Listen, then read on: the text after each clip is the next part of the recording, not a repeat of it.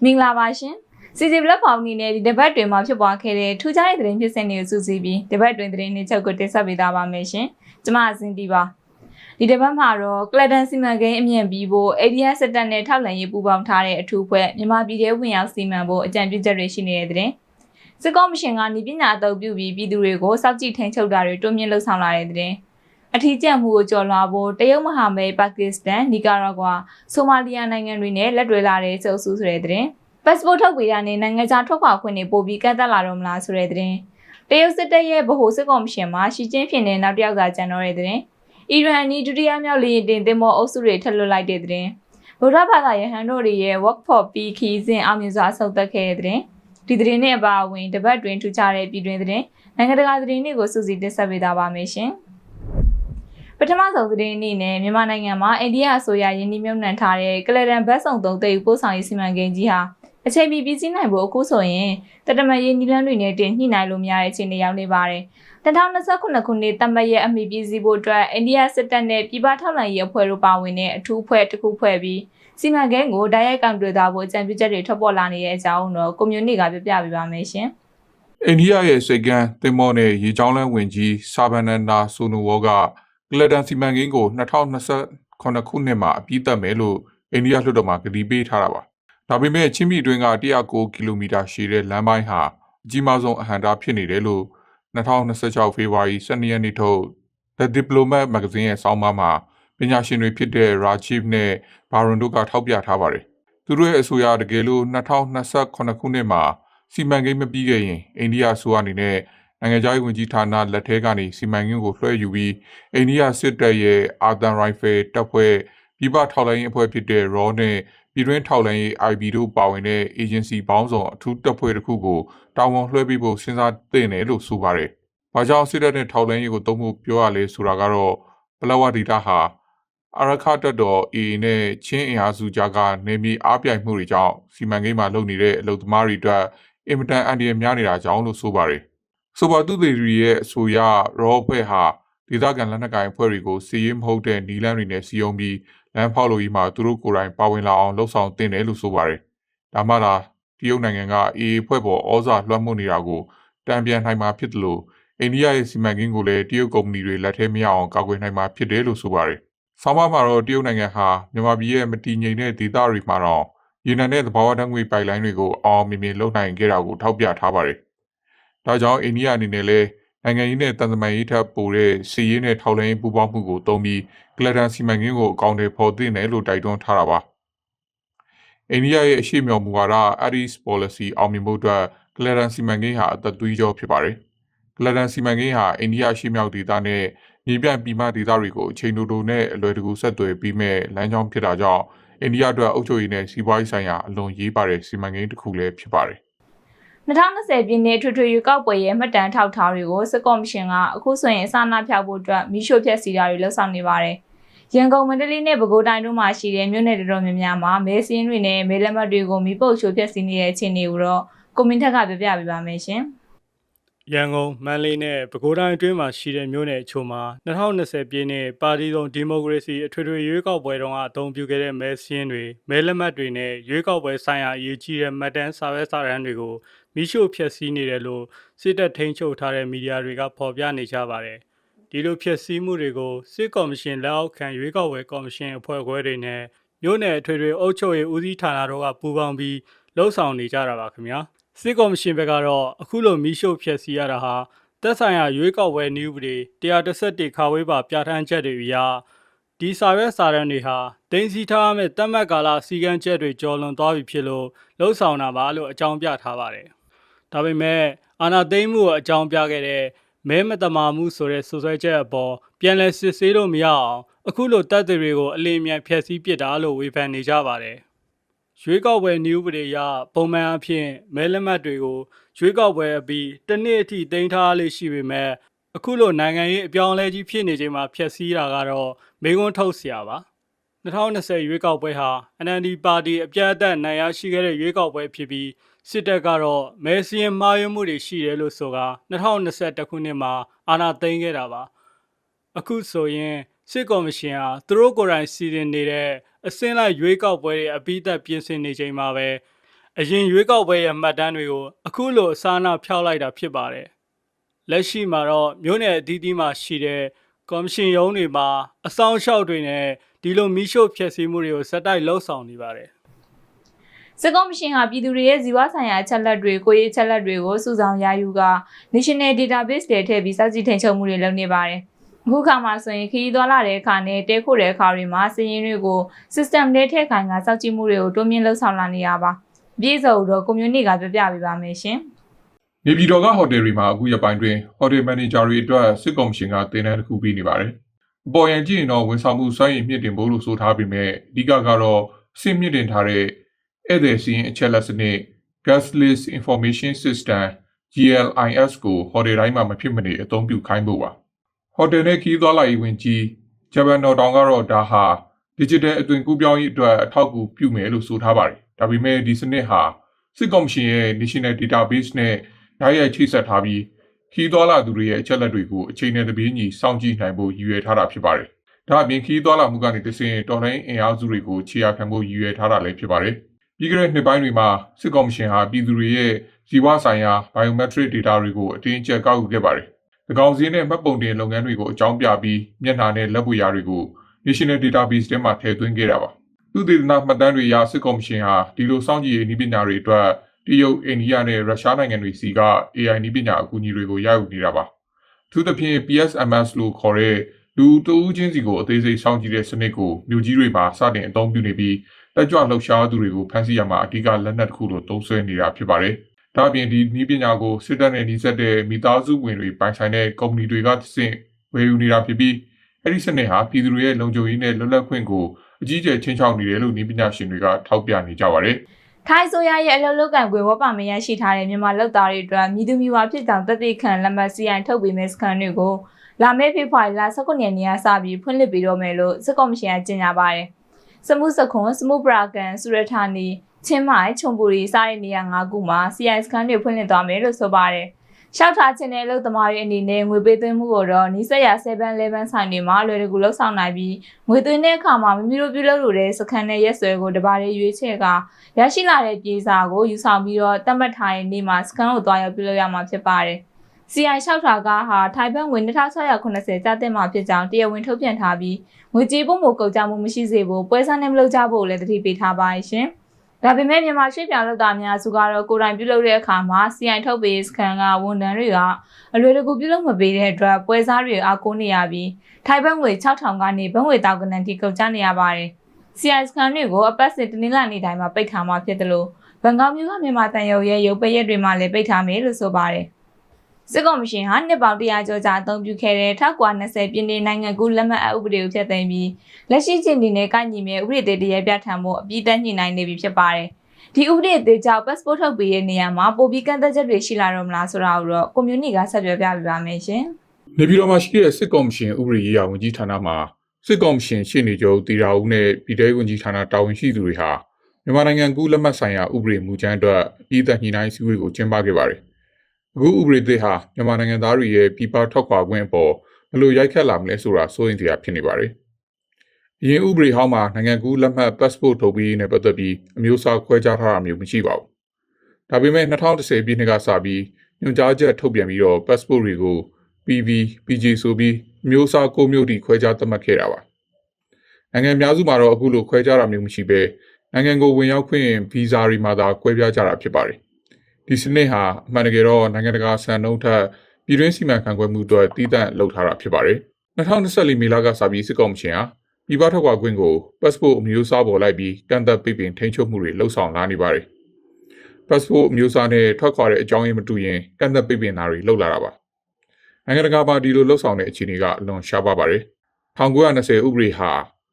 entry ဖြစ်တဲ့ဝင်ရောက်ခြင်းကိုသာအဓိကထိန်းချုပ်ထားပေမဲ့ဥပဒေသစ်မှာတော့ပြည်ပထွက်ခွာတာနဲ့ပြည်ပရောက်နေစဉ်လိုက်နိုင်ရတဲ့စီကံတွေကိုပါတရားဝင်ထည့်သွင်းလာနိုင်ပါတယ်။ဒါအပြင် PG passport ကိုင်ဆောင်သူတွေဝင်ငွေကုန်မဖြစ်မနေဆောင်ခိုင်းတဲ့ညွှန်ကြားချက်နဲ့ PV နဲ့အလုပ်သွားလုပ်သူတွေကိုလေးစိတ်မှာတားဆီးတာတွေကိုဥပဒေသစ်အောက်မှာပိုပြီးတင်းကျပ်စွာကျင့်သုံးလာနိုင်ပါတယ်။စစ်ကော်မရှင်ဘက်ကတော့လက်ရှိသုံးနေတဲ့1920ဥပဒေဟာအင်မတန်ဟောင်းနှမ်းနေပြီး passport တူလောက်တ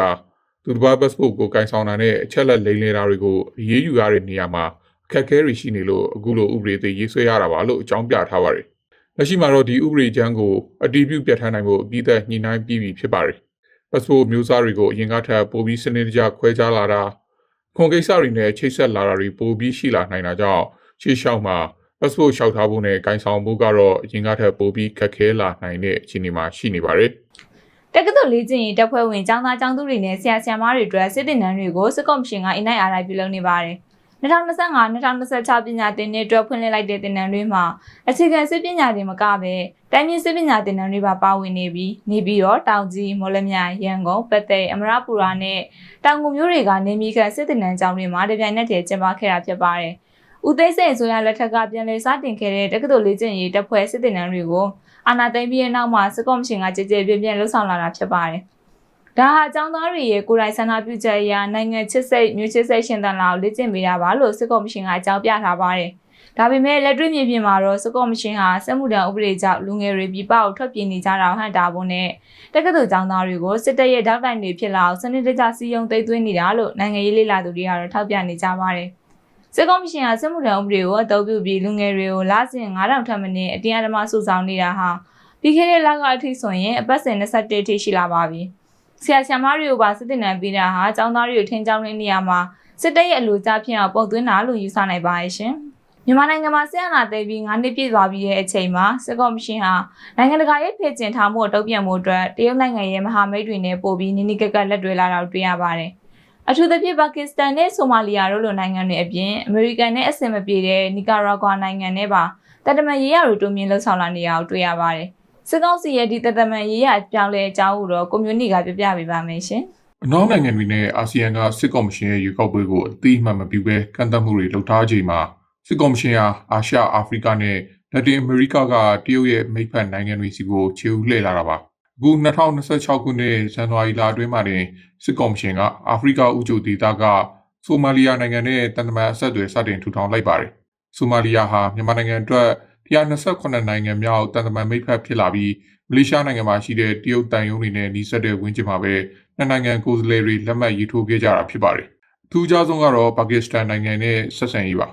စစ်ကော်မရှင်နိုင်ငံသားရေးဝန်ကြီးဦးတန်းဆွေဟာဇန်နဝါရီလကုန်ပိုင်းမှာပါကစ္စတန်ကိုကိုယ်တိုင်သွားရောက်ခဲ့ပြီးပါကစ္စတန်ဝန်ကြီးချုပ်ဒုဝန်ကြီးတုတ်တို့နဲ့တွေ့ဆုံခဲ့ပါတယ်။နိုင်ငံခြားမှာစိုက်ပျိုးရေးမွေးမြူရေးတွေမကဘဲစစ်ဖက်နည်းပညာနဲ့စိုက်ဘာလုံခြုံရေးတွေမှာပါပူးပေါင်းဆောင်ရွက်ဖို့သဘောတူညီချက်တွေလက်မှတ်ရေးထိုးခဲ့ကြပါတယ်။ဒါဟာတရုတ်နဲ့ရုရှားတို့ရဲ့အမာခံမဟာမိတ်ဖြစ်တဲ့ပါကစ္စတန်ကိုအသုံးချပြီးနိုင်ငံတကာစင်မြင့်ထက်မှာအသက်ရှူပေါက်ရှာနေတာပါ။ဒီကြားထဲမှာပဲအမေရိကန်နဲ့အနီးကပ်ရန်ဘက်ဖြစ်တဲ့နီကာရာဂွာနိုင်ငံကလည်းမြန်မာပြည်အတွက်တာမန်ကြီးတယောက်ကိုဆေလွတ်လိုက်ပါတယ်။ဖေဖော်ဝါရီ10ရက်နေ့ကနေပြည်တော်မှာပြုလုပ်ခဲ့တဲ့တွေ့ဆုံပွဲမှာနိုင်ငံမြို့တော်တွေမှာတန်ယုံတွေအပြန်အလှန်ဖွင့်လှစ်ဖို့နဲ့နိုင်ငံတကာမျက်နှာစာမှာပိုပြီးနီးနီးကပ်ကပ်ပူးပေါင်းဆောင်ရွက်ဖို့ဆွေးနွေးခဲ့ကြပါတယ်။နီကာရာဂွာပါကစ္စတန်နဲ့ဆိုမာလီယာတို့ဟာတရုတ်နိုင်ငံရဲ့ပိုးလမ်းမစီမံကိန်း BRI မှာပါဝင်နေတဲ့နိုင်ငံတွေဖြစ်လို့စစ်ကော်မရှင်ကသူတို့နဲ့ပေါင်းတာဟာတရုတ်ရဲ့ဩဇာအောက်မှာခိုလုံနေတာကိုပြဆိုနေပါတယ်။ဒါအပြင်အတိမတ်မပြုတဲ့နောက်အုပ်စုကိုတန်ပြန်ဖို့အတွက် Global South လို့ခေါ်တဲ့ဖွံ့ဖြိုးဆဲနိုင်ငံတွေနဲ့မိတ်ဖွဲ့တဲ့ဒီဗျူဟာကိုသုံးနေတာဖြစ်ပါတယ်။စစ်ကော်မရှင်ဟာကုလသမဂ္ဂနဲ့အာဆီယံမှာအကြက်ရိုက်နေတာကိုဖြေရှင်းဖို့အတွက်အခုလိုတရုတ်နဲ့ရုရှားတို့ဩဇာလွှမ်းမိုးမှုရှိတဲ့နိုင်ငံတွေနဲ့မဟာမိတ်အသစ်တွေဖွဲ့လာတာဖြစ်ပါတယ်။ဒီလိုအုပ်စုဖွဲ့တန်တမာရေးကမြမအရေးပေါ်ဘယ်လောက်ထိကာကွယ်ပေးနိုင်မလဲဆိုတာကတော့စောင့်ကြည့်ရမှာပဲဖြစ်ပါတယ်။ဆက်လက်ပြီးနိုင်ငံတကာသတင်းတွေကိုတင်ဆက်ပေးပါမယ်ရှင်။ထိုင်ဝမ်ရေလက်ကြားမှာစစ်ရေးနဲ့နိုင်ငံရေးတင်းမာမှုတွေရှိနေတဲ့ကြားကပဲတရုတ်ဆိုရကထိုင်ဝမ်ခွဲထွက်ရေးအင်အားစုတွေကိုဒီနှစ်ထဲမှာပြပြတသားနှိမ်နင်းသွားမယ်လို့ပြောလိုက်ပါတယ်။အထူးသဖြင့်အမေရိကန်လိုပြင်ပနိုင်ငံတွေရဲ့ဝင်ရောက်ဆွတ်ဖက်မှုကိုလည်းအပြင်းထန်ကန့်ကွက်သွားမယ်လို့ဆိုပါတယ်။အမေရိကန်ကထိုင်ဝမ်ကိုဒေါ်လာ17ဘီလီယံပိုလက်နက်တွေရောက်ဖို့လုပ်နေချိန်မှာထွက်ပေါ်လာတဲ့တရုတ်ရဲ့သဘောထားအသေးစိတ်ကိုတော့ကိုနာကြီးကပြပြပေးပါမယ်ရှင်။2024年是中华人民共和国北京မြို့မှာတနင်္လာနေ့နဲ့အင်္ဂါနေ့ကကျင်းပခဲ့တဲ့2026ခုနှစ်ထိုင်ဝမ်ရေးရာအလေးအုံဆွေးနွေးပွဲမှာတရုတ်ကွန်မြူနတီပါတီရဲ့စရိုးတော်မြောက်အာဏာအရှိဆုံးခေါင်းဆောင်ဝမ်ဝန်းနင်းကအခုလိုပြောကြားခဲ့တာပါထိုင်ဝမ်ရေလက်ကြားငြိမ်းချမ်းဖို့အတွက်ထိုင်ဝမ်လွတ်လပ်ရေးလိုလားတဲ့ခွဲထွက်ရေးသမားတွေကိုအပြတ်နှိမ်နင်းဖို့လိုသလိုပြင်ပအင်အားစုတွေရဲ့ဆွတ်ဖက်မှုကိုလည်းဟန်တာရမယ်လို့အလေးပေးပြောဆိုသွားခဲ့ပါတယ်ဝမ်ဝန်းနင်းဟာတရုတ်နိုင်ငံရဲ့ထိပ်တန်းသဘောထားရေးရာပညာရှင်တဦးဖြစ်ပြီးထိုင်ဝမ်နဲ့ပတ်သက်တဲ့မူဝါဒတွေကိုရေးဆွဲရမှာအဓိကကျသူဖြစ်ပါတယ်တရုတ်နိုင်ငံကထိုင်ဝမ်ကိုသူတို့ရဲ့ပိုင်တဲ့အဖြစ်အမြဲတမ်းကြွကြော်နေတာဖြစ်ပြီးပြီးခဲ့တဲ့နှစ်တွေအတွင်းမှာလည်းစီးရေးလေ့ကျင့်မှုတွေနဲ့ဖိအားပေးခဲ့ပါတယ် ပြီးခဲ့တဲ့ဘက်ကတင်တရုတ်သမ္မတရှီကျင်းဖျင်နဲ့အမေရိကန်သမ္မတဒေါ်နယ်ထရန့်တို့ဖုန်းနဲ့ဆွေးနွေးခဲ့ကြပါသေးတယ်။အဲ့ဒီမှာသမ္မတရှီကျင်းဖျင်ကထိုင်ဝမ်အရေးဟာအမေရိကန်တရုတ်ဆက်ဆံရေးမှာအရေးကြီးဆုံးကိစ္စဖြစ်တယ်လို့ဆိုခဲ့ပြီးဝါရှင်တန်အနေနဲ့ထိုင်ဝမ်ကိုလက်နက်ရောင်းတဲ့ကိစ္စမှာအင်မတန်သတိထားဖို့သတိပေးခဲ့ပါတယ်။ဒါပေမဲ့သမ္မတထရန့်အစိုးရကတော့ပြီးခဲ့တဲ့ဒီဇင်ဘာလတုန်းကတင်ထိုင်ဝမ်အတွက်ဒေါ်လာ17ဘီလီယံကျော်တန်ဖိုးရှိတဲ့သမိုင်းတစ်လျှောက်အကြီးမားဆုံးလက်နက်အကူအညီတွေကိုရောင်းချပေးဖို့ကြေညာထားခဲ့တာဖြစ်ပါတယ်။ထိုင်ဝမ်သမ္မတလာချင်းတဲကအမေရိကန်ထံကလက်နက်ဝယ်ယူဖို့အပါအဝင်ဆက်လက်နက်ပစ္စည်းတွေတိုးချဲ့နိုင်ဖို့ဒေါ်လာဘီလီယံ40ဘတ်ဂျက်တောင်းခံထားပေမဲ့အတိုက်ခံကွန်မြူနတီပါတီကကန့်သက်ထားတာကြောင့်အခက်တွေ့နေပါတယ်။ဒါ့အပြင်ကွန်မြူနတီပါတီခေါင်းဆောင်တွေကတရုတ်နဲ့တွားရောက်တွေ့ဆုံခဲ့တာကြောင့်ထိုင်ဝမ်ရေးဟာစိုးရိမ်စရာဖြစ်နေပါတယ်။ တရုတ်သမ္မတရှီကျင်းဖျင်ကတော့သူတို့ရဲ့ပြည်သူ့လူမျိုးရေးတပ်မတော်ဟာအဂတိလိုက်စားမှုတွေကိုတိုက်ဖြတ်ပြီးတဲ့နောက်မှာအရင်ကထပ်ပို့ပြီးတော့တောင်အင်အားတောက်တင်လာပြီလို့ဖေဖော်ဝါရီလ17ရက်နေ့မှာပြောပါတယ်။ဒါပေမဲ့ထူးခြားတာကတော့တရုတ်စစ်တပ်ရဲ့အမြင့်ဆုံးအာဏာပိုင်အဖွဲ့မှာအရင်ကလူ9ယောက်ရှိခဲ့ပေမဲ့အခုတော့ရှီကျင်းဖျင်ပါဝင်2ယောက်ပဲကျန်ပါတော့တယ်။ကျန်တဲ့ဗိုလ်ချုပ်ကြီးတွေအကုန်လုံးဘယ်ရောက်ကုန်သလဲဆိုတာကိုတော့ကွန်မန့်ထက်ကဆက်ပြောပြပေးပါမယ်ရှင်။ သမ္မတရှီကျင်းဖျင်ဟာဒီနေ့မှာစစ်တပ်ကိုအွန်လိုင်းအနေနဲ့မိန့်ခွန်းပြောခဲ့ပါတယ်။သူကတော့ပြီးခဲ့တဲ့တစ်နှစ်တာဟာအင်မတန်ထူးခြားတဲ့နှစ်တစ်နှစ်ဖြစ်ပြီးအောက်ဒီလိုက်စားမှုကိုတိုက်ဖြတ်ရင်းနဲ့စစ်တပ်ကိုတော်လှန်ရေးနည်းကျပြန်လည်ပုံဖော်နိုင်ခဲ့တယ်လို့ဆိုပါတယ်။ဒါပေမဲ့ဒီစကားရဲ့နောက်ကွယ်မှာတော့တရုတ်စစ်တပ်ရဲ့ထိပ်ပိုင်းခေါင်းဆောင်မှုရန်ရာကြီးတစ်ခုလုံးပြိုလဲလို့နှီးပါဖြစ်နေတာပါ။တရုတ်နိုင်ငံရဲ့အမြင့်ဆုံးစစ်ဘက်အဖွဲ့အစည်းဖြစ်တဲ့ဗဟိုစစ်ကော်မရှင်မှာအရင်ကအဖွဲ့ဝင်9ယောက်ရှိခဲ့တာပါ။အခုတော့အာဂရိမှုတွေနဲ့တယောက်ပြီးတယောက်အဖမ်းခံရအထုတ်ခံရတာကြောင့်ရှီကျင်းဖျင်နဲ့အခုမှယာရုတိုးလာတဲ့ဗိုလ်ချုပ်ကြီးကျန်းရှမ်းမင်းတို့2ယောက်ပဲကြံပါတော့တယ်လီရှန်ဖူးကို2024ခုနှစ်မှာထုတ်ပယ်ခဲ့ပြီးမြောင်ဟွာနဲ့ဟီဝေတုံးကို2025ခုနှစ်မှာထုတ်ပယ်ခဲ့ပါတယ်2026ဇန်နဝါရီမှာရှီကျင်းဖျင်ရဲ့အရင်းနှီးဆုံးလူယုံကျန်းယူရှာနဲ့လူချမ်းလီတို့အာဂရိမှုနဲ့ဖမ်းဆီးစုံစမ်းစစ်ဆေးခံနေရပါတယ်ဒါအပြင်နျူကလ িয়ার တပ်ဖွဲ့ခေါင်းဆောင်တွေနဲ့ကာဝေးဝင်ကြီးဟောင်း2ဦးလည်းပြုတ်သွားပြီဖြစ်ပါတယ်။အထူးသဖြင့်ဗိုလ်ချုပ်ကြီးကျန်းယူရှာပြုတ်သွားတာဟာအင်မတန်မှခေအကြီးပါတယ်။သူဟာစစ်တပ်ထဲမှာတကယ်စစ်တိုက်ဖူးတဲ့ဝါရင်ဗိုလ်ချုပ်ကြီးဖြစ်သလိုထိုင်ဝမ်ကိုကျူးကျော်မလားမကျူးကျော်ဘူးလားဆိုတာကိုဆုံးဖြတ်ရမယ်အဓိကပုံကိုကြီးလည်းဖြစ်ပါတယ်။ဗဟိုစစ်ကော်မရှင်ရဲ့ကျန်တဲ့နေရာ9ခုမှတာဝန်ယူမဲ့သူမရှိသေးတာကြောင့်စစ်တပ်ရဲ့အရေးကြီးတဲ့ဆုံးဖြတ်ချက်တွေကိုရှီကျင်းဖျင်တယောက်တည်းကပဲအကုန်လုံးနေရတဲ့သဘောဖြစ်နေပါတယ်။ထိပ်တန်းဗိုလ်ချုပ်ကြီးတွေပြုတ်ကုန်တာကြောင့်ထိုင်ဝမ်ကိုတိုက်ခတ်ဖို့စီစဉ်နေတာတွေဟာလက်တလုံးမှာတော့နှောင့်နှေးသွားနိုင်တယ်လို့စီရေးလေ့လာသူတွေကယူဆထားကြပါတယ်။အခုလိုထိပ်တန်းခေါင်းဆောင်ပိုင်းတွေဟောင်းလောင်းဖြစ်နေပေမဲ့သမ္မတရှီကျင်းဖျင်ကတော့အောက်ခြေကစစ်တီတော်တွေကိုပဲချီးကျူးစကားပြောသွားခဲ့ပါတယ်။အောက်ခြေတပ်သားတွေဟာပါတီရဲ့ဥဆောင်မှုကိုတစ္ဆာရှိရှိလိုက်နာကြလို့သူတို့ကိုယုံကြည်တယ်လို့ဆိုပါတယ်။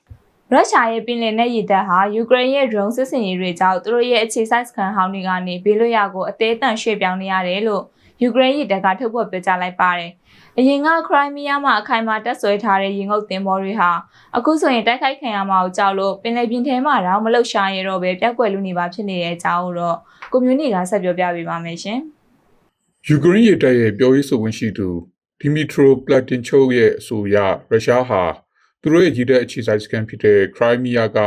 စီဗာစတိုဘူကနေဆုတ်ခွာခဲ့ရပြီးနိုဘိုရိုစစ်စိတ်ကမ်းဘက်ကိုရေငုပ်သင်္ဘောတွေအကုန်ရွှေ့ပြောင်းလိုက်ရတာပါ။ဒါပေမဲ့အဲ့ဒီစိတ်ကမ်းဟာလည်းယူကရိန်း drone တွေရဲ့လက်လန်းမိတဲ့နေရာမှာရှိနေတာကြောင့်အခုဆိုရင်ရုရှားရေငုပ်သင်္ဘောတွေဟာပင်လယ်ပြင်ထဲမှာလှုပ်ရှားမှုတွေအကြီးအကျယ်လျော့နည်းသွားခဲ့တာဖြစ်ပါတယ်။ရေငုပ်သင်္ဘောတွေစခန်းရွှေ့ပြေးနေရတဲ့အဓိကအကြောင်းရင်းကတော့ပြုပြင်ထိန်းသိမ်းရေးအခက်အခဲပါပဲ။လက်တင်ချိုရဲ့အဆိုအရရေငုပ်သင်္ဘောတွေကိုပြုပြင်ဖို့အတွက်သင်္ဘောချင်းနဲ့ဝင်လိုက်တာနဲ့ယူကရိန်းရဲ့လေကြောင်းနဲ့ရေအောက် drone တွေကပြစ်မှတ်ထားတိုက်ခိုက်မှာဖြစ်လို့ရုရှားအတွက်တော့ဒါဟာသိမ်းမိန်ပေးလိုက်လို့ပါပဲလို့ဆိုပါတယ်။ပြီးခဲ့တဲ့2025ဒီဇင်ဘာလတုန်းကလည်းနိုဘိုရိုစစ်စိတ်ကမ်းမှာရွှေ့ပြောင်းထားတဲ့ရုရှားရေငုပ်သင်္ဘောတစ်စင်းကို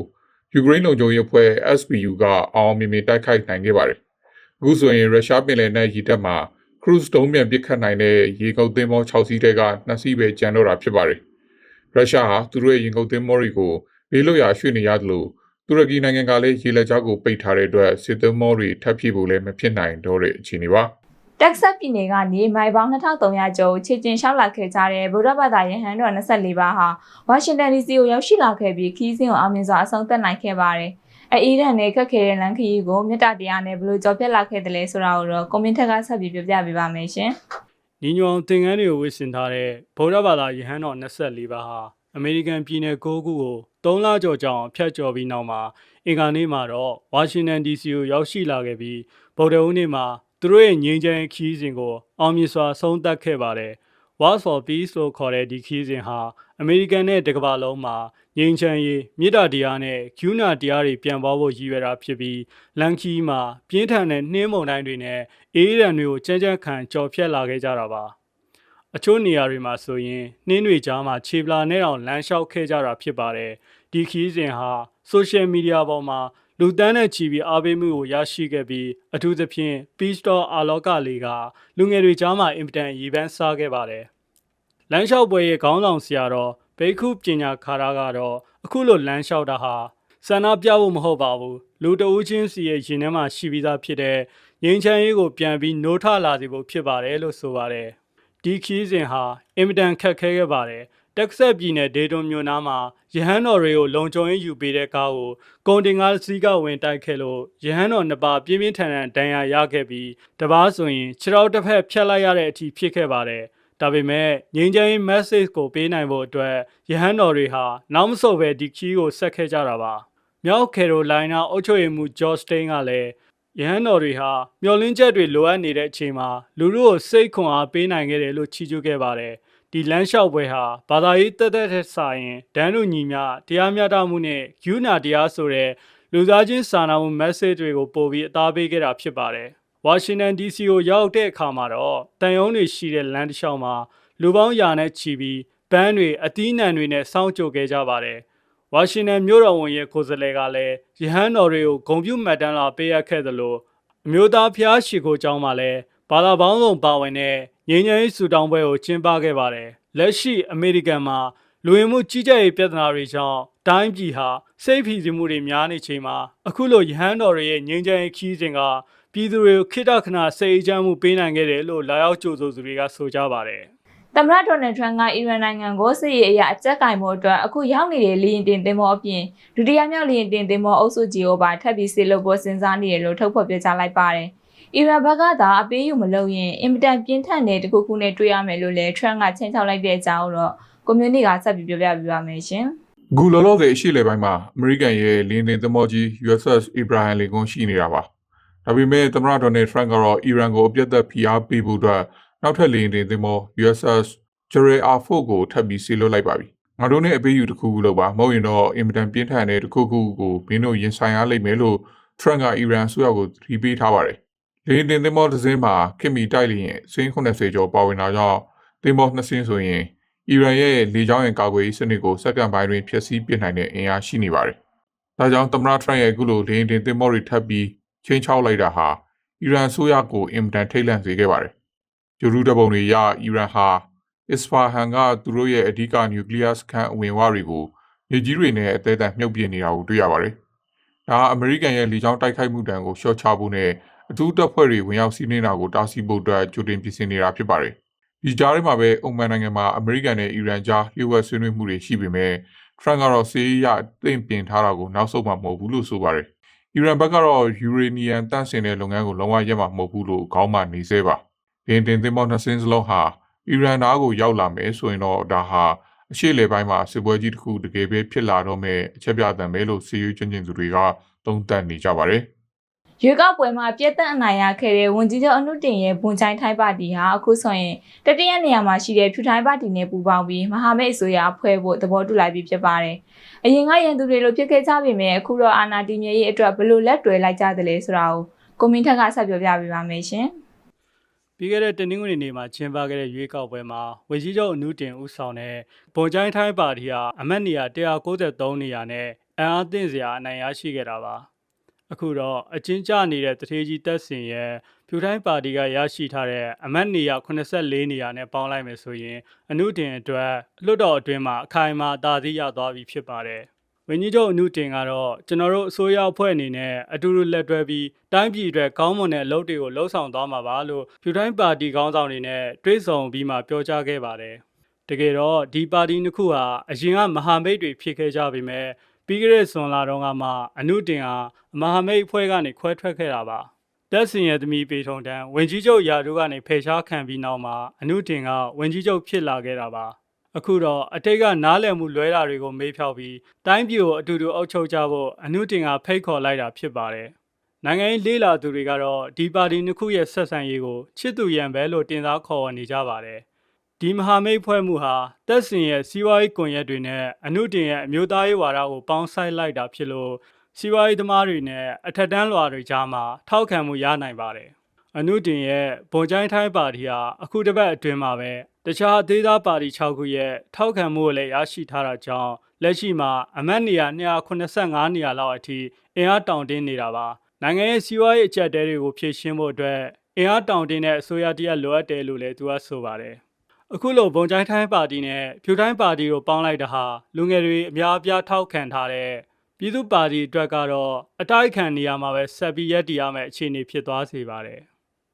အခုဆိုရင်တရုတ်နိုင်ငံဟာလကမ္ဘာပေါ်လူလွတ်တင်ဖို့စ조사နေတဲ့သူတို့ရဲ့ရည်မှန်းချက်တွေအတွက်အင်မတန်အရေးပါတဲ့အောင်မြင်မှုတစ်ခုကြီးညာလိုက်ပါတယ်။အဲ့ဒါကတော့လာမယ့်2030ပြည့်နှစ်မှာလပေါ်ခြေချနိုင်ဖို့အတွက်အဓိကကျတဲ့လောက်မတ်စတန်ဒုံပြန်နဲ့အာကာသယာဉ်မှုတွေလိုက်ပါမယ်။မုံကျိုးအာကာသယာဉ်ကိုအောင်မြင်မြင်စသက်နိုင်ခဲ့တာပါ။တရုတ်အာကာသသမိုင်းမှာပထမဆုံးသောစံချိန်တစ်တွေအများကြီးပါဝင်နေတဲ့ဒီစမ်းသပ်မှုအကြောင်းတော့ကွန်မန့်ထက်ကပြောပြပေးပါမယ်ရှင်။တရုတ်နိုင်ငံဟိုင်နန်ပြည်နယ်မှာရှိတဲ့ဝန်ချန်အာကာသလွတ်တင်ရေးစခန်းကနေပြီးခဲ့တဲ့ဗုဒ္ဓဟူးနေ့မနက်7:00နာရီမှာလောင်မတ်စတန်တဲဆောင်ရေးတုံးပြန်ကိုအောင်မြင်မြင်လွတ်တင်နိုင်ခဲ့တာပါဒီစမ်းသပ်မှုမှာအနာဂတ်လကမ္ဘာခီးစဉ်မှာအသုံးပြုမဲ့မုံကျိုးအာကာသယာဉ်ကိုပါပူးရဲစမ်းသပ်ခဲ့တာဖြစ်ပါတယ်ဒီစစ်စင်ရေးဟာအင်မတန်ခက်ခဲပြီးအနေများတဲ့အပိုင်းတွေကိုစမ်းသပ်ခဲ့တာပါအထူးသဖြင့်ဒုံးပြန်တဲ့စင်မှာလေဖိအားအမြင့်ဆုံးဖြစ်တဲ့အချိန်မှာအရေးပေါ်အခြေအနေဖြစ်ရင်အာကာသယာဉ်မှုတွေကိုဘယ်လိုဘေးကင်းအောင်ကယ်ထုတ်မလဲဆိုတဲ့စနစ်ကိုစမ်းသပ်ခဲ့တာဖြစ်ပါတယ်စမ်းသပ်မှုအပြီးမှာတော့ဒုံးပြန်ရဲ့ပထမအဆင့်အစိပ်ပိုင်းကိုအာကာသယာဉ်ရဲ့ပြန်လည်ဝင်ရောက်လာတဲ့အခန်းငယ်တို့ဟာသတ်မှတ်ထားတဲ့ပင်လယ်ပြင်တွင်းကိုစနစ်တကျပြန်လည်ဆင်းသက်နိုင်ခဲ့ပါတယ်ဒါဟာတရုတ်နိုင်ငံအနေနဲ့အာကာသယာဉ်ခန်းငယ်နဲ့ဒုံးပြန်အစိပ်ပိုင်းတွေကိုပင်လယ်ထဲကနေပထမဆုံးအကြိမ်ပြန်လည်ဆယ်ယူနိုင်ခဲ့တဲ့သမိုင်းဝင်မှတ်တိုင်တစ်ခုလည်းဖြစ်ပါတယ်တရုတ်အာကာသအေဂျင်စီဒုညွှန်ကြားရေးမှူးလင်းရှီချန်ကတော့လကမ္ဘာခီးစဉ်အတွက်လိုအပ်တဲ့ပြင်ဆင်မှုတွေဟာအစီအစဉ်အတိုင်းချောချောမွေ့မွေ့ဖြစ်နေပါတယ်လို့ဆိုပါတယ်အခုအောင်မြင်မှုကြောင့်တရုတ်နိုင်ငံဟာအမေရိကန်ရဲ့အာတဲမစ်စီမံကိန်းနဲ့အပြိုင်လကမ္ဘာပေါ်ကိုလူပြန်လွတ်ဖို့အတွက်လကမ္ဘာပေါ်ကိုလူပြန်လွတ်နိုင်ဖို့အတွက်အင်မတန်အားကောင်းတဲ့ပြိုင်ပွဲတို့ဖြစ်လာပါပြီတရုတ်ဟာအခုနှစ်နောက်ပိုင်းမှာလဲမုံကျိုးတစ်ခီးစဉ်နဲ့အတူသူတို့ရဲ့တန်ကုန်းအာကာသစကန်စီကိုအာကာသယာဉ်မှုတွေဆေလွတ်ဖို့ပြင်ဆင်နေပါတယ်အခုလွတ်တင်လိုက်တဲ့မုံကျိုးအာကာသယာဉ်ဟာအရင်ကသုံးခဲ့တဲ့ရှင်ကျိုးအာကာသယာဉ်တွေထက်အများကြီးပိုပြီးအဆင့်မြင့်လာတာပါတရုတ်ရဲ့လဆန္ဒအိမ်မက်တကယ်ပဲအကောင့်ထဲပေါ်လာမလားဆိုတာကတော့တကမ္ဘာလုံးကစိတ်ဝင်စားစောင့်ကြည့်နေကြပါတယ်CJ Platform ရဲ့သတင်းအစီအစဉ်တွေကို CJ Platform ရဲ့ Facebook စာမျက်နှာအပြင် YouTube မှာလည်း Subscribe လုပ်ပြီးကြည့်ရှုနိုင်ပါတယ်ရှင်ဒီတစ်ပတ်အတွက်သတင်းတွေချုပ်စီစဉ်ကိုတော့ဒီမှာပဲနားပြစေရှင်မြန်မာနိုင်ငံသူနိုင်ငံသားအားလုံးကိုယ်ဤကျမ်းမာခြင်းစိတ်ဤချမ်းသာခြင်းတို့နဲ့ပြည့်စုံပြီးတဘာဝဘေးစစ်ဘေးတွေကနေကင်းဝေးပါစေလို့ဆုတောင်းပေးလိုက်ရပါတယ်ရှင်